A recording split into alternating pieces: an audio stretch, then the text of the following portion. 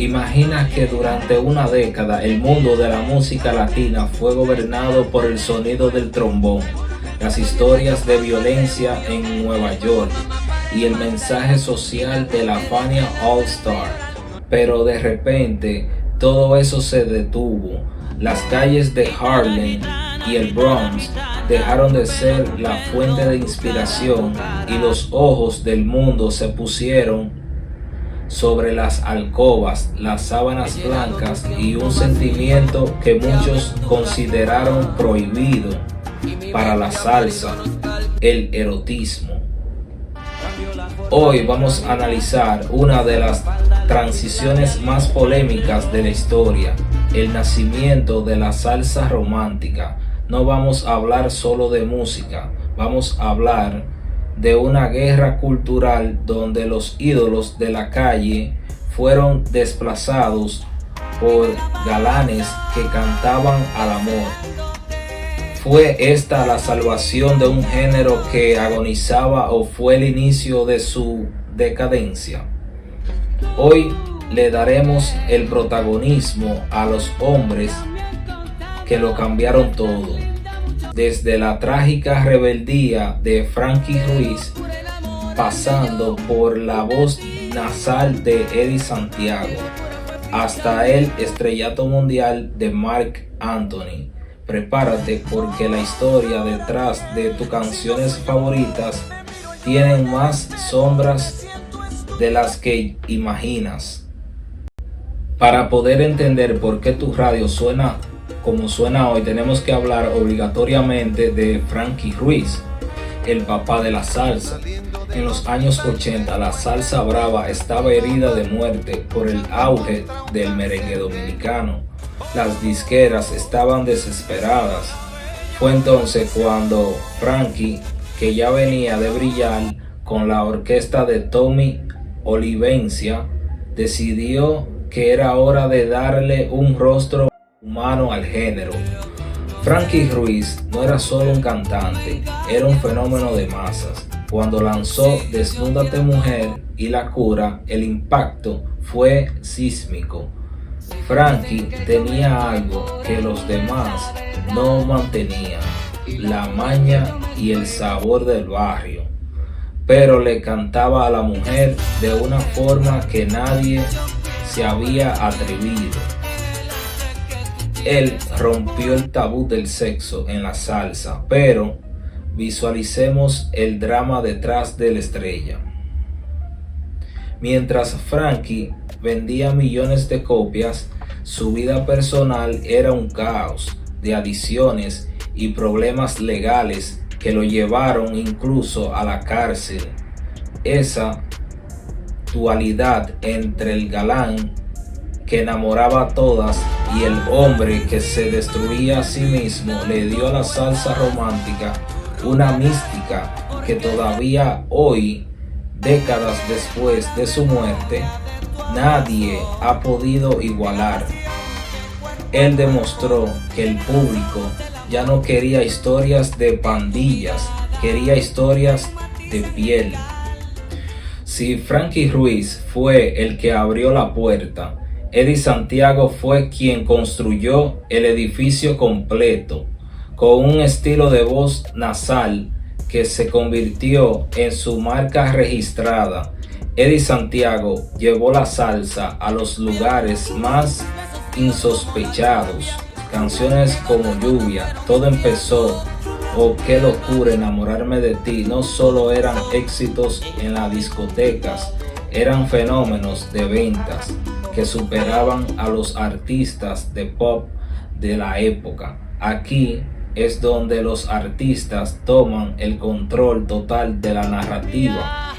Eddie Santiago no buscaba el respeto de los músicos de conservatorio. Él buscaba la conexión con la gente común. Su productor, Frank Torres, entendió que el secreto estaba en simplificar la música para resaltar la letra. Esto generó una reacción en cadena. De repente todos los cantantes querían ser como Eddie. Surgieron figuras como Lalo Rodríguez, un veterano que ya había ganado el primer Grammy de la salsa con Eddie Palmieri, pero que tuvo que reinventarse con Ven, devórame otra vez para poder sobrevivir. Lalo pasó de ser un cantante de protesta a ser el símbolo sexual de la salsa en España y Europa. Este bloque de artistas creó una estética nueva, trajes de seda, peinados impecables y una puesta en escena que parecía sacada de una telenovela. La salsa se había vuelto un producto de lujo.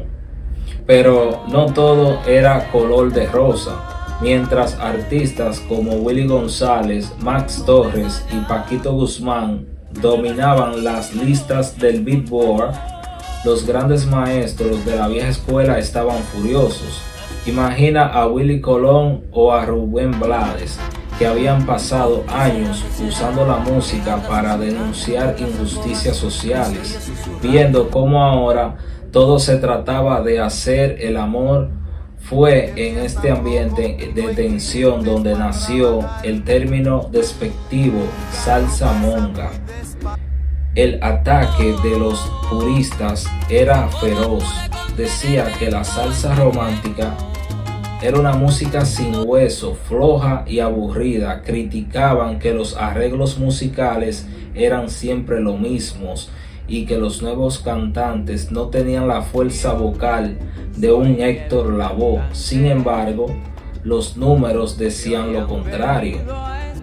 Mientras la salsa brava se quedaba en pequeños clubes de nicho, la salsa romántica de Tony Vega o Luis Enrique llenaba estadios en Perú, Colombia y Venezuela. Aquí entra en juego la figura de Gilberto Santa Rosa, el caballero de la salsa. Fue el único artista capaz de poner paz en esta guerra. Gilberto entendió que no tenía que elegir bando. Él trajo la elegancia de la letra romántica, pero con la potencia de una orquesta de verdad. Al hacer esto, Gilberto salvó la dignidad del género y demostró que se podía ser un galán sin dejar de ser un músico. Su rivalidad amistosa con otros artistas de la época mantuvo el género en lo más alto, mientras el mundo empezaba a mirar hacia otros ritmos urbanos.